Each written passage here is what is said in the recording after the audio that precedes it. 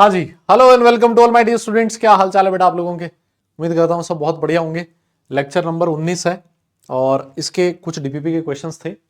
Sorry DPP नहीं, ये homework discussion के कुछ क्वेश्चंस थे जो हमें सॉल्व करने थे, है ना। एक बार के लिए फटाफट से कर लेते हैं इन क्वेश्चंस को। आइए जरा देखो ये क्वेश्चन क्या कहता है। लिखता है the density of A 56% by mass aqueous solution of 1 propanol, है ना। 1 प्रोपेनॉल का फॉर्मूला ये होता है बेटा जी, CH3 CH2 CH2OH।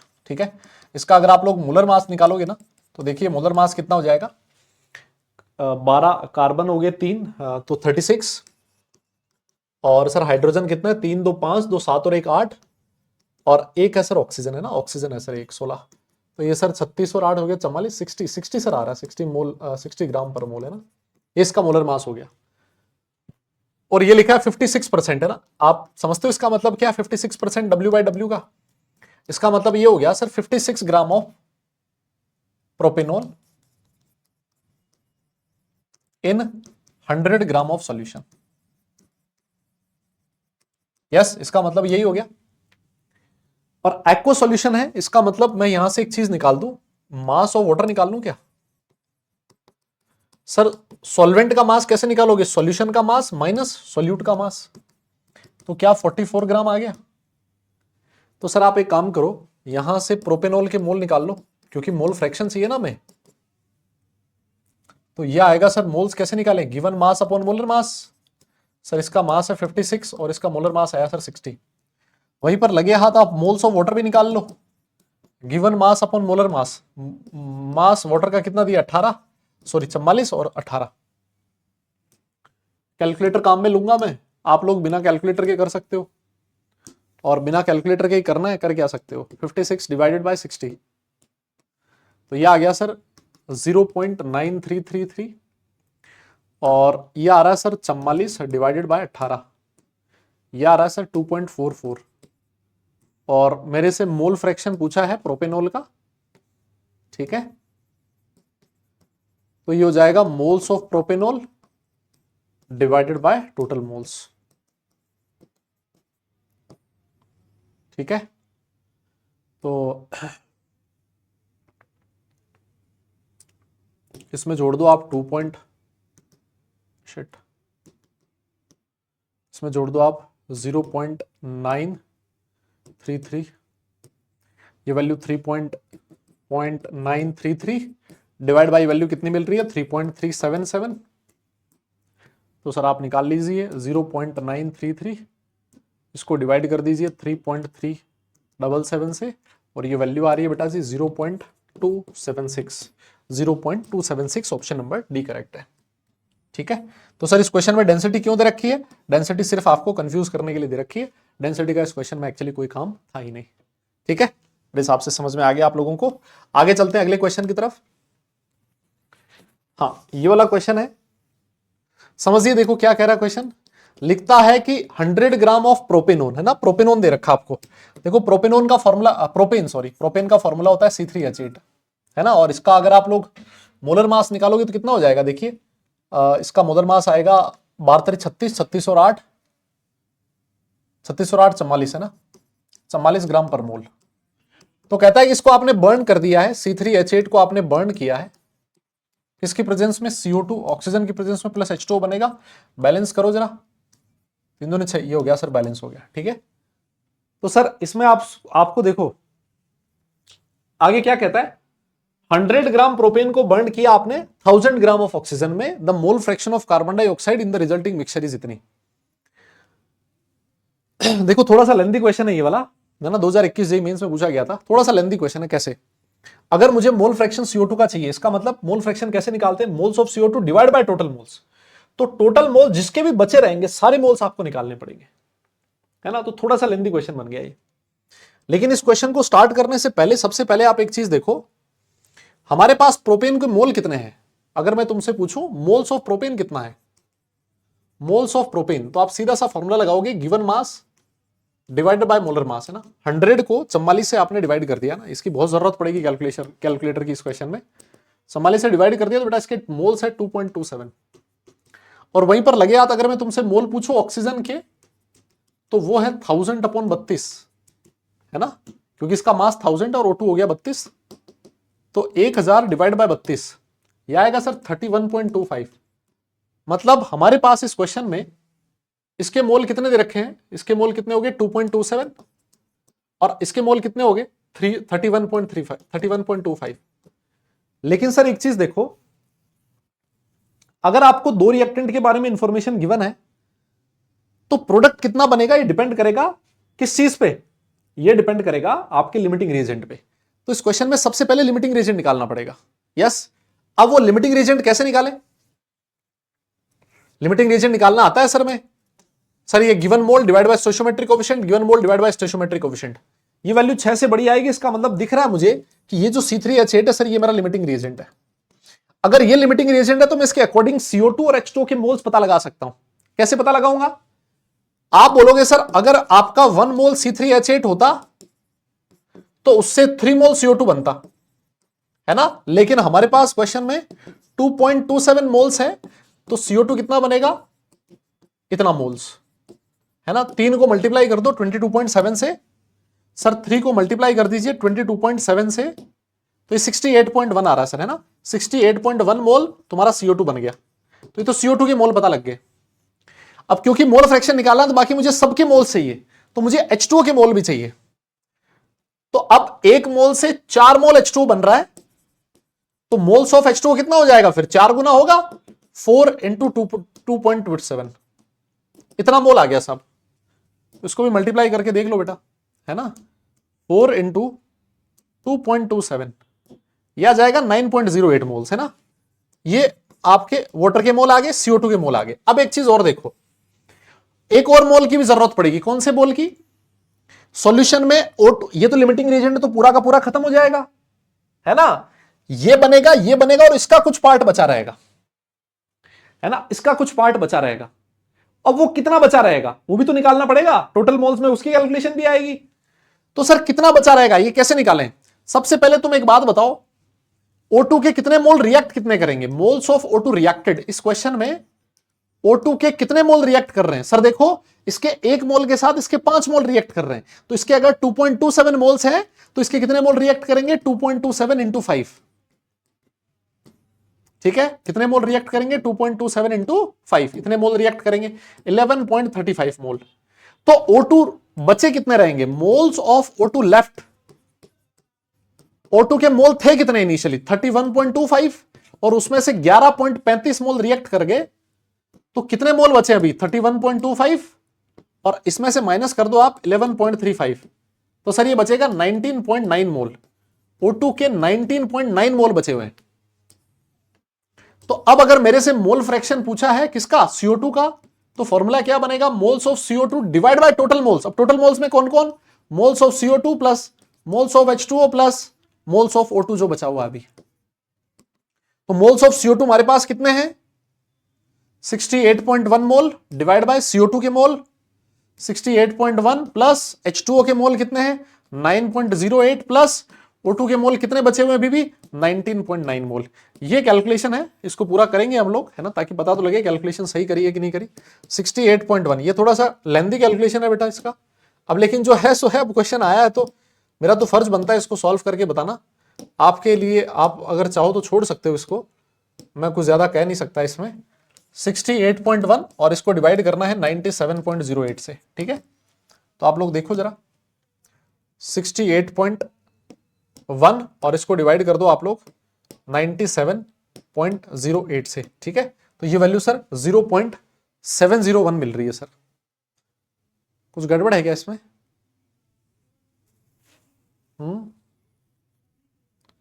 कुछ तो गड़बड़ लग रही है कहीं ना कहीं। क्या आ रहा है इसका आंसर, एक बार देखें, मैच कर रहा है क्या अपना?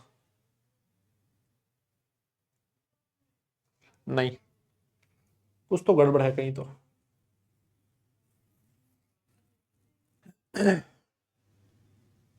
कहीं तो गड़बड़ करी, एक बार देखना जरा कहां गड़बड़ हुई है हमसे।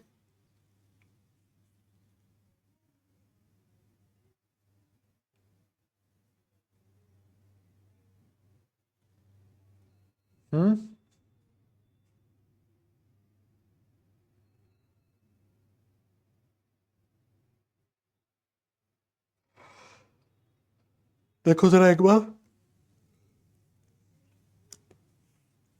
चेक करो भाई, समझ में आ गया कहां गलती करी है? साला यहाँ 2.27 है, हम 22.7 लेके कर रहे हैं, बताओ। मूर्ख आदमी है हम। 6.81 आएगा ये 2.27 है मेरे भाई। तो 68.1 नहीं है, 6.81 है ये। वापस गिनो। 6.81 तो ये 9.7, 6.81।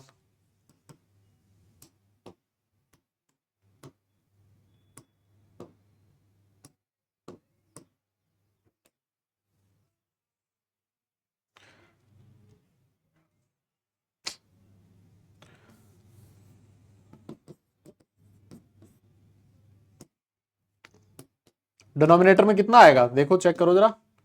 9.08 प्लस 119.9, ये वैल्यू आ रही है 35.79, यही आ रहा है।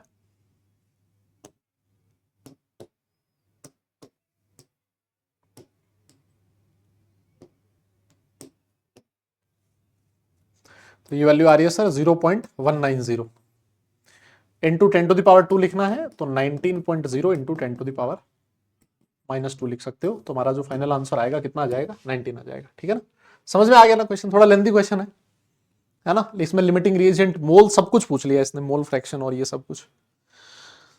CO2 के मोल्स पूछे थे, तो moles of CO2 divide by total moles, and total mole में कौन कौन आएगा? CO2, H2O, और इन दोनों में से जो बचा होगा, मतलब इन दोनों में से जो लिमिटिंग रिएजेंट होगा उसको छोड़ के एक्सेस रिएजेंट होगा। तो लिमिटिंग रिएजेंट का पता लगा, फिर क्वेश्चन तो सॉल्व हो गया।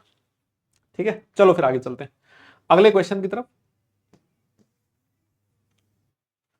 50 ml ऑफ एक्वा सॉल्यूशन दे रखा, ग्लूकोज कंटेन्स इतने मोलिक्यूल्स। तो एक काम करो तुम, मोल्स ऑफ ग्लूकोज निकाल लो। सर कैसे? Given molecules divided by Na। Na कितना होता है? 6.022 इंटू 10⁻23। तो सर ये आ गया 1/10, मतलब 0.1 मोल्स आ गए। और वॉल्यूम ऑफ सॉल्यूशन 50 ml है, तो मोलैरिटी क्या होता है? Moles of solute divided by volume of solution, ml में है हमारे पास, इंटू 1000 कर देंगे। तो सर ये है 0.1 डिवाइड बाय ये है 50 इंटू 1000, ये उड़ गया 20, सर 2 आ जाएगा, 2 मोलर। डी ऑप्शन करेक्ट है सर, है ना। ऐसे क्वेश्चंस में क्या ही टाइम लगाना ज्यादा। अगला क्वेश्चन देखिए सर, एक क्वेश्चन है जिसमें डेंसिटी हमसे पूछी है, मोलैरिटी 3.6 दे रखी है, और सर हमें परसेंटेज दे रखा है 29%, और सर मोलर मास की वैल्यू दे रखी है 98। तो सर फॉर्मूला होता था molarity is equal to 10 into x into d divide by molar mass of solute. तो सर मोलैरिटी 3.6 है, 10 इंटू एक्स, बेटा एक्स कितना है जल्दी बताओ? 29। डेंसिटी हमसे पूछी है और ये 98 आ गया सर। तो यहां से डी कितना आ जाएगा? Into 98 divide by 290। तो एक बार कर लेते हैं कैलकुलेट। 3.6 को मल्टीप्लाई कर दीजिए 98 से और उसको डिवाइड कर दीजिए 290 से।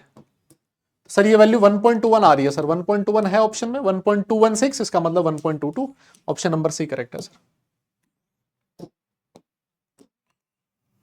आइए अगले क्वेश्चन में 2021 जेईई मेंस का क्वेश्चन है ये वाला। 4.5 ग्राम ऑफ कंपाउंड दे रखा है जिसका मोलिकुलर वेट 90 है, वाज यूज्ड टू मेक। ठीक है, आप एक काम कीजिए, मोल्स निकाल लो कंपाउंड के। सर कैसे? गिवन मास अपॉन मोलर मास। हमारे पास कितना मास गिवन है इसका? 4.5 डिवाइड बाय मोलर मास कितना? 90। और सर वॉल्यूम ऑफ सॉल्यूशन कितना है मेरे पास क्वेश्चन में? 250 ml।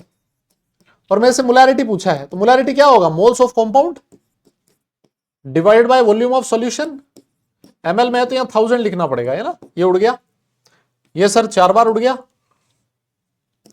सर आप इसको ऐसे लिख दो, इंटू 10⁻⁻1 डिवाइड बाय 90। ये 2 बार उड़ गया, 2 दूनी 4, 0.2 आ रहा सर। तो ये 2 इंटू 10⁻⁻1 आएगा सर, है ना। मतलब जो x का वैल्यू है सर वो कितना है? 2 है सर। सीधा सा क्वेश्चन है, कुछ ज्यादा आगे पीछे करना भी नहीं था इस क्वेश्चन में। आगे चलते हैं सीधा सा। नेक्स्ट क्वेश्चन देखिए, ग्लूकोज की कॉन्सेंट्रेशन दे रखी है 0.72 ग्राम पर ml। 0.72 ग्राम पर लीटर। इसका मतलब क्या हो गया, 1 लीटर में 0.72 ग्राम ग्लूकोज प्रेजेंट है। यस, होता क्या है, हमसे मोलैरिटी पूछी है। मोलैरिटी क्या होता है, मोलैरिटी होता है मोल्स प्रेजेंट इन 1 लीटर। हमारे पास ग्राम प्रेजेंट इन 1 लीटर आ गया।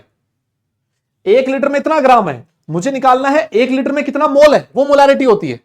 तो सर अगर मेरे पास मास है ग्लूकोज का, इसका मोल निकाल लूं, मोल्स ऑफ ग्लूकोज, इसको मैं ऐसे लिख देता हूं, गिवन मास अपॉन मोलर मास। इसका मोलर मास कितना आएगा, 180। भाई ये ग्लूकोज है, इसका मोलर मास आप लोग चेक कर लेना भले ही, है ना, मेरी बात पे विश्वास कम होगा आपको, 180 ग्राम पर मोल आएगा, वो आप लोग चेक कर लेना। तो ये इतने मोल है सर, इतने मोल प्रेजेंट इन 1 लीटर। तो ये कितना आ रहा है, ये आ रहा है सर 0.72, इसको आपने डिवाइड कर दिया 180 से, ये वैल्यू आ रही है सर 4 इंटू 10⁻³ मोल।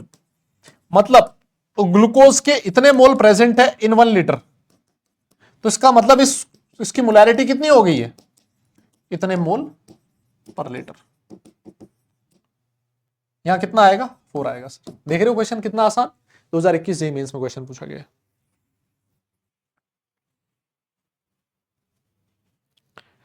ठीक है, आगे चल सकता हूं मैं अगर तुम कहो तो।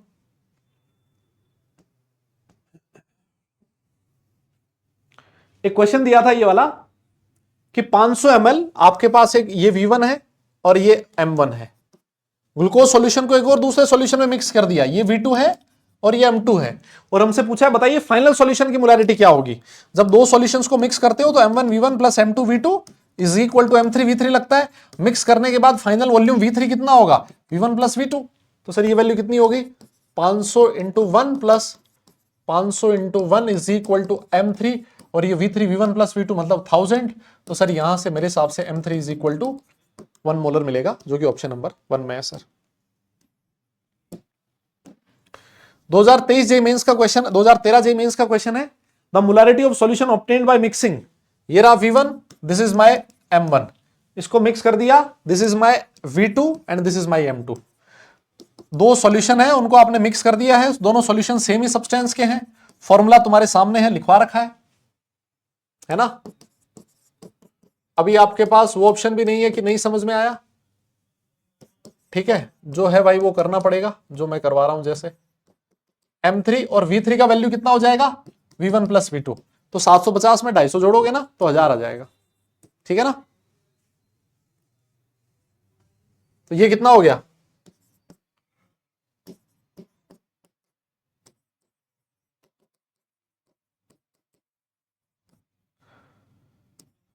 875 is equal to M3 into 1000। तो यहां से M3 कितना आ जाएगा, 0.875, वही मेरा फाइनल आंसर होगा। लास्ट क्वेश्चन जो आपको होमवर्क में दिया था वो ये वाला था, how many grams of concentrated nitric acid solution should be used to prepare 250 ml ऑफ। देखो HNO3 है आपके पास, सबसे पहले तो ऐसा क्वेश्चन आते इसका मोलर मास चेक कर लो। ये हो गया 1 प्लस 14 प्लस 48, 48 10 58, 58 और 4 62 और 1 63, 63 ग्राम पर मोल आ गया। सर होता क्या है, मोलैरिटी का फॉर्मूला क्या होता है, moles of HNO3 divided by volume of solution in ml दे रखा है, तो यहां 1000 लिखना पड़ेगा। यस सर, मेरे पास मोलैरिटी है 2, मेरे पास मोल्स ऑफ HNO3 नहीं, लेकिन मेरे पास वॉल्यूम ऑफ सॉल्यूशन है 250 इंटू 1000 कर दूंगा, ये 4।